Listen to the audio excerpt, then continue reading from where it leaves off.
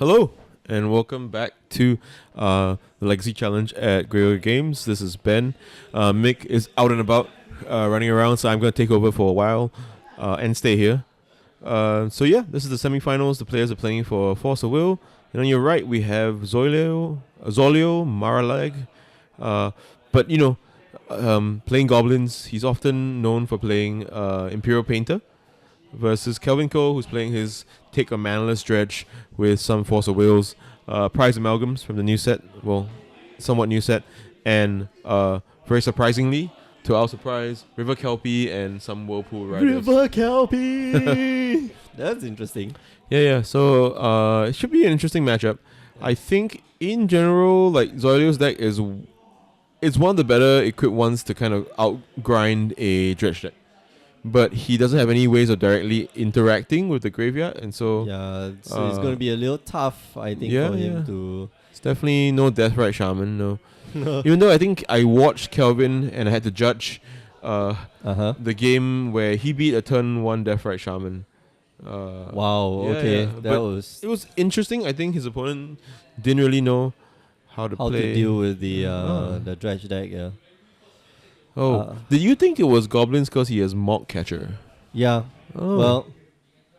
Yeah, he ended up both games. He ended up both games with Blood Moon, and proceeded to go like Mock Catcher into Rebel Master. Okay. And that was a very quick clock. So this is Chalice for 1. Yeah. On turn 1, Zoilo on the draw is always going to be a tough proposition, I think. Mm-hmm. And 1 means that Kelvin is locked out of playing Cabal Therapy for any kind of effect other than to put creatures in the graveyard, which he might not need. He might not need. Plus, in real life Magic, Cabal Therapy is a trigger, so Zoilo can't forget. It's possible that that's a trigger. Right. Yeah. So Zoilio drawing a Blood Moon, which is not going to be great in a matchup where there are no lands to speak of. Alright, so Chrome Mox, I think we'll exile the Blood Moon. The Blood Moon, the aforementioned Blood Moon. Yeah, he knows. He knows what's up. Yeah, he knows his opponent is on. I know what you're trying to get at. You. Right. Yeah, briefly explaining what Ancient Tomb does. Mm-hmm. Kelvin, very chatty person. Likes to vividly describe what's going on. Mm-hmm.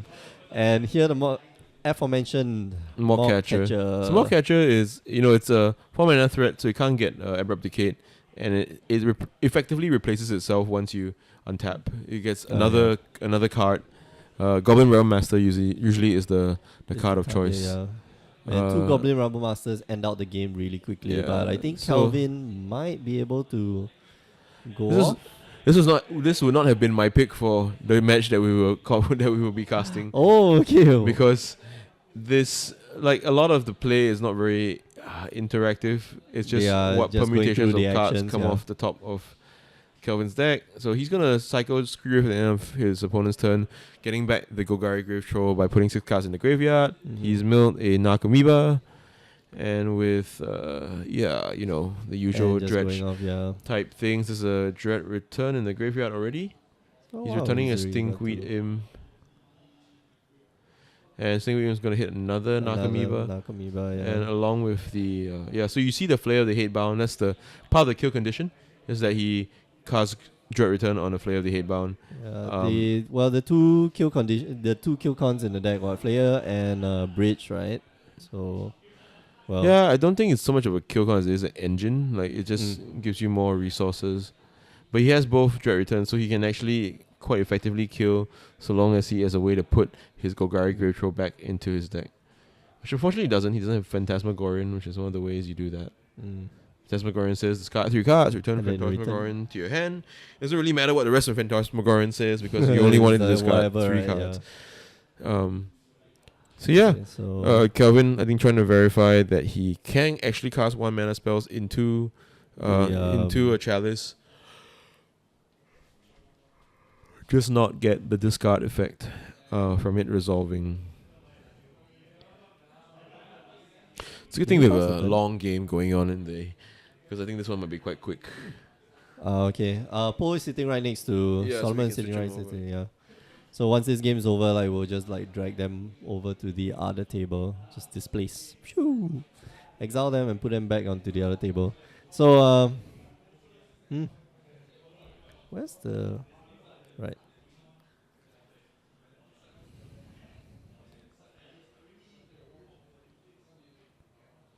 Okay, so this is for, I think this is his turn already.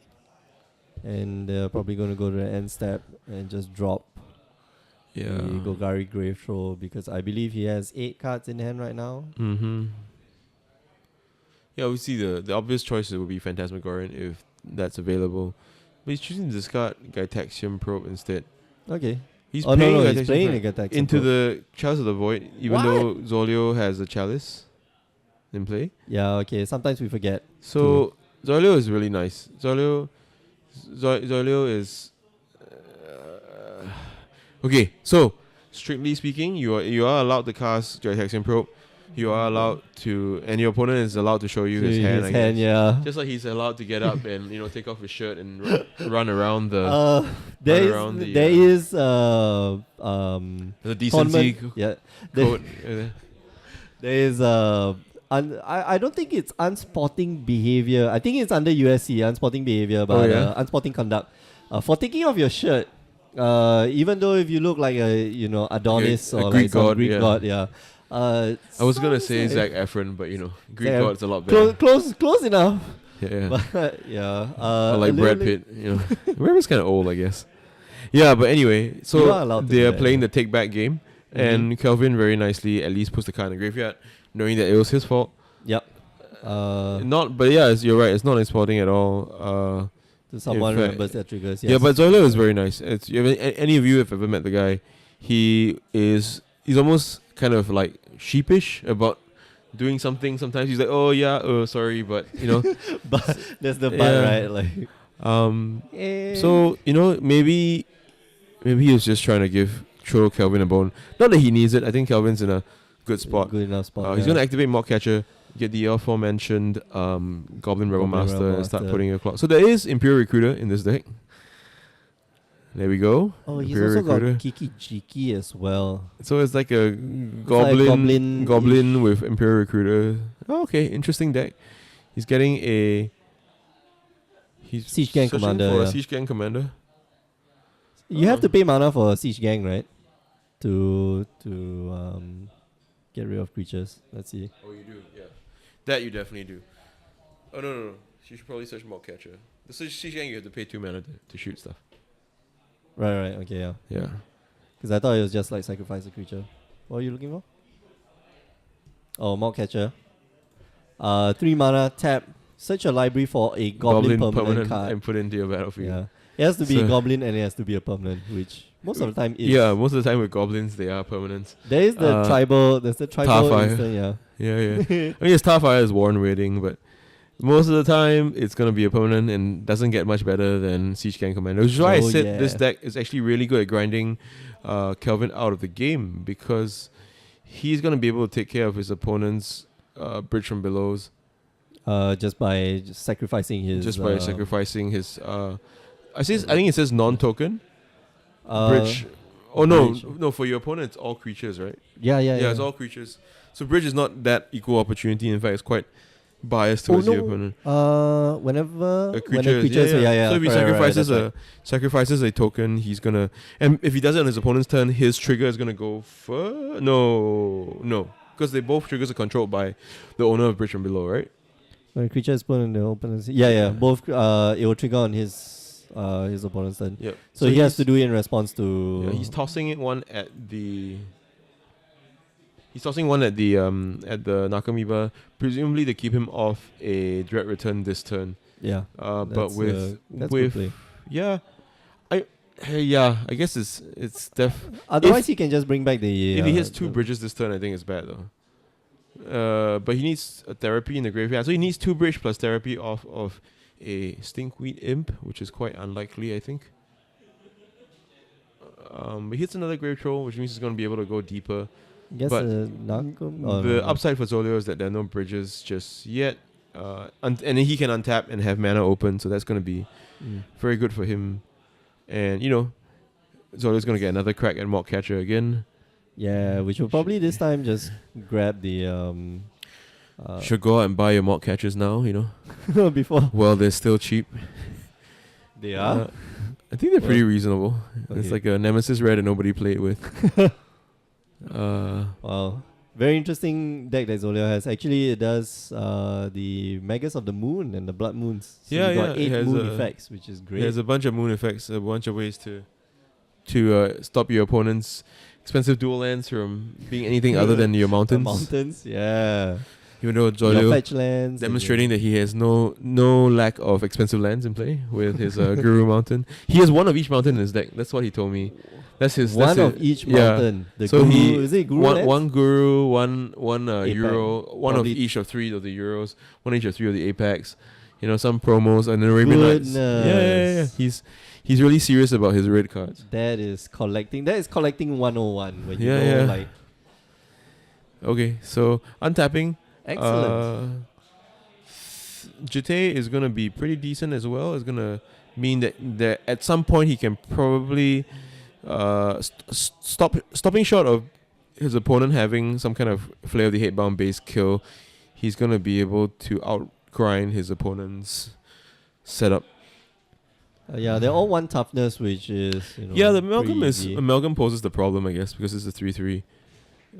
But the Amalgam only coming into play at the end of your turn means that Zolio still has time to respond to it. Yeah, and it comes into play comes into battlefield. I just don't know how many. I guess you can get Mock Catcher for Kiki Jiki, and then copy Siege Gang Commander to get more tokens. Or Goblin Settlers is no good because he doesn't have any lands to blow up, and so is Magus of the Moon. So Kiki Jiki it is. He's going to be able to copy Siege Gang Commander. So many tokens. You get another 3 tokens. So good. But I think if you're Zolio, you might be tempted to sacrifice the Siege Gang that's going to die anyway. Yeah. But which I don't think is actually a good play because he needs to keep the mana open for his opponent's draw step, maybe to get rid of bridges that could potentially confound his situation. That's true, but the thing is, on Kelvin's side, he has the Dread Return, which means that he can take back the Flayer of the Hatebound and can get rid of not if he, for example, if Zolio sees some amount of bridges in his opponent's draw step, he can then in the draw step sacrifice a token, kill one of the creatures, remove all the bridges. Remove all the bridges and have his opponent have less than 3 creatures in play. Okay. Yeah. So Kiki Jiki here just leaving it untapped, which is interesting. Cool. I think he's trying to go for a kill next turn. Kelvin asking him, I think Kelvin getting a bit frustrated about the way this game is going, and he's not seeing the cards. He's not seeing his key cards in gesturing to his opponent like, what are you? What are you trying to do? And Zolio just, it's within his right to, ask him to slow down and And a lot of these dredge rules are not that intuitive to people who haven't played as much Vintage or just against dredge in general. Yeah, that's the thing. So even though this is currently a very popular modern deck, right? Sans, of course, Force of Will and Nether Shadow and Icarid. The aforementioned. Also, so not waiting for the draw step, killing the Nakamoeba and the upkeep, which I think is not that wise for Zolio. And if I was in Zolio's position, I'd be tempted to wait a little so I can ensure that I get, make sure that my opponent has no bridges before I go for the sacrifice play. Yeah. But because he is not, Icarid is not going to be able to keep his opponent from having, Dread Return creatures up. So he's going to dredge with the Golgari Grave Troll. Yeah. Actually, why didn't he activate the Mock Catcher on his opponent's turn though? Why would it have been made a difference? What difference would that make? You're keeping information away from him that he doesn't know that you have Kiki Jiki in your deck. Yeah, I can definitely see that. I think maybe he wanted to figure out what he could get before he decided how he would play the turn, but knowing Zolio, that's not. He knows his deck inside out. He's probably, He probably he knows it back to front. Yeah. But yeah, just trying to trying to navigate his way through this dredge deck. Oh, someone's finally using our coverage area tokens. Yay. That's great. And yeah, so he's gonna sacrifice 3 creatures to return player hit bound to play. Man, this is gonna be really. He's really gonna do tough. 4 damage to Zoilio.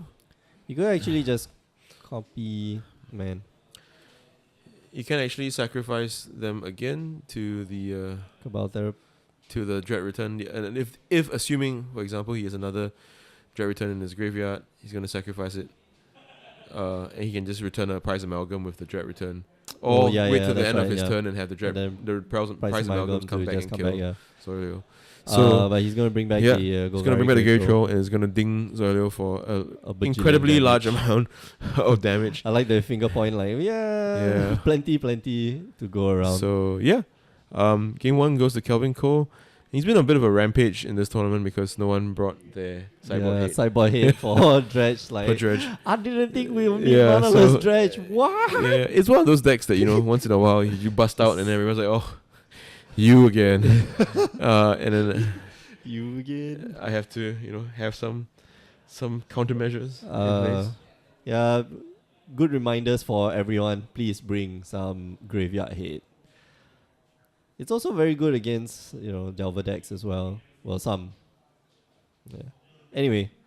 Yeah. So sideboarding options, I think, for Zoilio, I know he's a fan of, like, Tormod's Crypts and Relic of Progenitors. Nice. So I fully expect to see some amount of that here. And I don't think there's too much going on for... Oh, he's got ley lines in the sideboard. Say what? Wait. I think they might be able to hear us, so... I'm going to... He has a ley line of the voids. We have to use our inside voices now.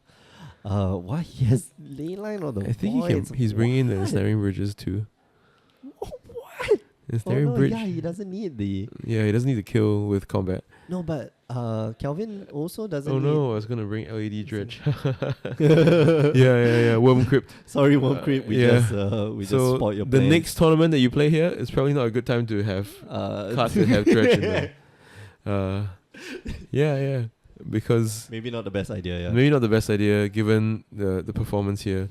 Zoilio sideboarding out his Magus of the Moons and probably Blood Moons too. Yeah, I think it's not going to be useful. The Magus of the Moons are still 2/2s. Yeah, I think you can do a bit better than regular 2/2. I think Chalice is still okay, but Zoilio seems to be thumbing it, thinking about removing it. I think you just take out anything that says... anything whose primary purpose is to turn your opponent's lands into something else. Jason. Oh, hey, Jason. Mr. Leaper. Oh, hi, Jason. Hey. Yeah. we missed you. But it was, 20... See, if you had brought Dredge, it would be okay. It would be okay. No one would have been prepared for you or Kelvin. Probably me in the finals. You would have caught, You have to play the hilarious Dredge Mirror. This would be interesting. But he's not playing, Jason's not playing the Manaless version. Yeah. LED Dredge is... I think the LED version is going to be more explosive, so which gives him the edge in the mirror. Yeah, because he doesn't have to spend his he doesn't have to spend his first turn drawing and discarding, so he can actually go like, something like Faithless Looting, Careful Study, and then Breakthrough on turn 2, and just go bananas. Yep. But yeah, I think in Kelvin's defense, he does have Force of Will, so he's going to be able to Force of Will. Yeah, that's right. LD is multiple turns quicker. I only think the break point I think is Force of Will, so you can kind of bottleneck your Dredge opponent by countering his one discard spell maybe. But even then, like if the discard spells like Faithless Looting and you have like LED into Flashback Faithless Looting, that's just bananas. That's what we call Magical Christmas Land, right? Yeah, Magical Christmas Land is like Eldrazi Displacer and Containment Priest. Eldrazi Displacer and Hallowed Moonlight. That is.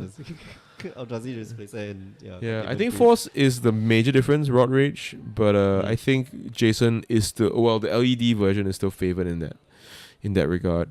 Just the speed of it, of which you can dispense. Because he's not always gonna have Force of Will. In fact, he can't mulligan at all. It's pretty bad if he mulligans. Oh yeah, that's right. Yeah. So if he does, how often do you not draw a dredge card in your hand? I think there's someone we can ask. They're probably more statistician. They're probably more well versed than I am. Dredge players are kind of like it's like a coven. There's a group of myth of like witches who gather around to. They divine when there's not enough like sideboard hate for them, and then they show up at the tournament. Hello.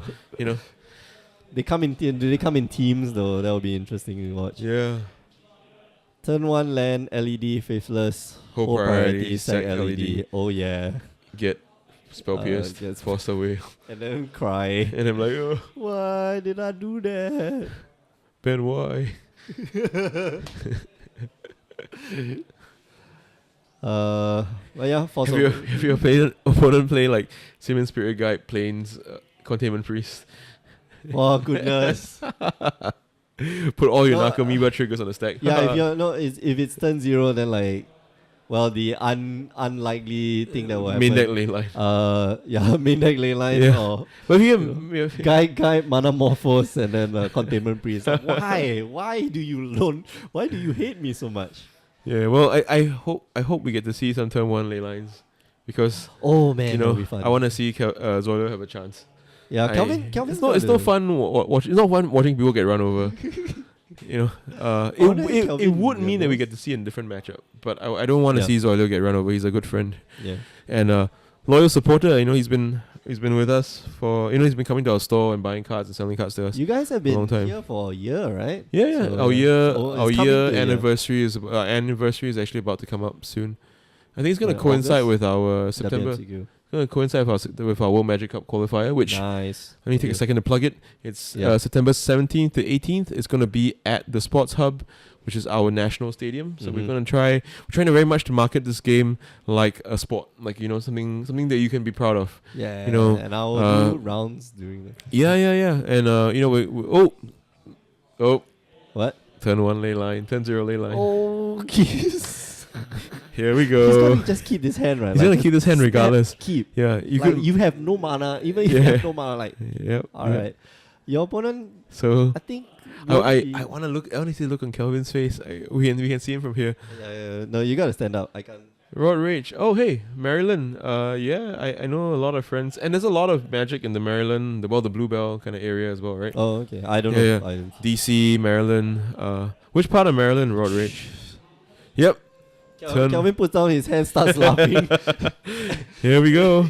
You can't see Kelvin's face, but he's kind of slumped in his chair, and he's got this giant grin. Yeah, and they're shaking hands, and it's gonna go to game 3. Got the thumbs up. So much for not watching some guy get run over. Just watch the dredge player get run over. Pasadena. Yeah. Jason is our resident foreign talent. Wow, that was fast. Oh, he drew the force will the next turn. But I don't think you can force a will ley line. It's a trigger. It's an ability. But Zoilo is not obliged to tell his opponent that. So the next time he tries to put a ley line into play and then he tries to force a will. No, you can't do that. No. And he can't cast the force of will, so you have to. Yeah. But I mean, he could mulligan for it and affect the outcome of the game. Man.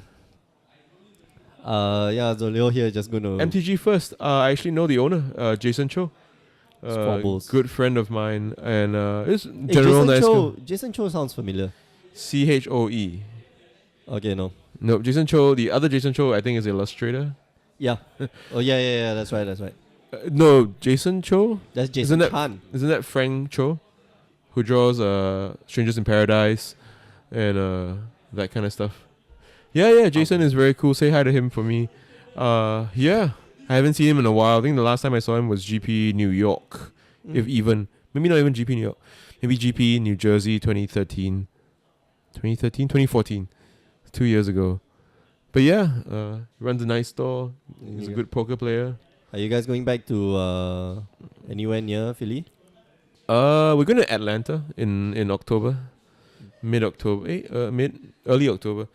Just before Kuala Lumpur. So if you are going to GP Atlanta and you want to kind of say hi, I'm Ben, you should come by the booth. And give the secret password. And what I don't know what the secret password is. Do not know what the secret password is. People have been... Mick has been telling me that there's a secret password. There's a secret password, but you don't know it. Come on, I don't know what the secret password is. That's why it's a secret, I'm guessing. But I'm also not sure as to what the secret password refers to. It'll be fun. They will... Tuesday nights you're not here when we do the stream, right? You should start watching the replays. Yeah. He's a great poker player, yeah? Really deaf to pile shuffles. Yeah, we were talking about this the other night. Riffle shuffling versus pile shuffling. You definitely want to riffle shuffle. Zolio here just going to go for the go for broke. Which is just G-Parch, deaf to pile shufflers. I agree. I don't think pile shuffling is actually effective at all. Yeah, you know what the best part about Kelvin's deck is that you never have to think about mulliganing because you just keep you have to keep it, right? Well, that's the thing. I wonder whether Kelvin changed out to include some green in his deck so that he can deal with some of the like Nature's Claim. Nature's Claim. But you never know. I think they went to a very quick sideboard. Zolo here just going all out to get ley line. Kelvin trying to figure out where the ley lines are in the deck. Yeah. So he can cut away. He can cut. Is it on this half? Jason, you haven't played me. All I do is riffle shuffle. Oh, look. He's got ley line. Hey, boys. Guess what? He's got ley line. He's got ley line on the void. On the second mulligan, Kelvin steps off his table, he shakes his hand, and that's it. That's the game, folks. Talk about, you were saying. Talk about entertainment value. You were saying, okay, I'm going to try and set up a backup game. I will do an short outro. We're going to see whether Solomon and who's the other? Man, I can't remember who's Solomon playing right now, but we're trying to see whether they are done with their game or they are in between the game and whether we can transpose them to the next table. They're sitting right next to the feature match area, so that's very nice. Kelvin here, I guess, I don't know, maybe a bit unlucky. Zolo here finding the ley line of the void and quickly shutting down Kelvin. It's just previously where we saw Zolio have the answers, in his hand for both games, which is fantastic. It's a great play. Also brought in the ensnaring bridges, I see, and the oh man, such hate. Ashen Riders there. But yeah, turn one, nothing beats a turn one ley line of the void. So yeah. What a Jet Force of Wills going for? Okay, when Ben gets back, I'll ask him and we'll see. Well, he has the answers. I don't really sell cards. He sells cards. Anyway, while we are queuing up the matches right now, just want to remind you that we do other shows. On Tuesday night, 8 p.m. Singapore time, you can tune in and watch Standard, all the latest Standard action at our SCG game night. On Wednesday night, we have More Than Modern, which, as the name suggests, it's our modern tournament. Thursday night, sometimes we have Vintage Playtest, which, man, Vintage is such a fun format. It's so weird. And finally, on the weekends, sometimes we have tournaments, and you want to keep yourself updated, make sure you follow this page. Make sure you follow our Facebook page. All the links are in the description below. Finally, last but not least, pay our partners a little visit. They're the Power 9 podcast. Just go down to their website and go listen to their podcast. I think they're pretty entertaining guys. Me, Alfian, and sometimes we get lots of other players. I forgot to say we stream out of Jason's shop. Okay, I'll let Ben know. He can read the chat. Don't worry. All right, we're going to go for a short break while we transpose the players onto the other table. But don't go away. We are coming back, hopefully with the finals. But if we are not, we're still going to come back and let you know what's happening. So don't go away.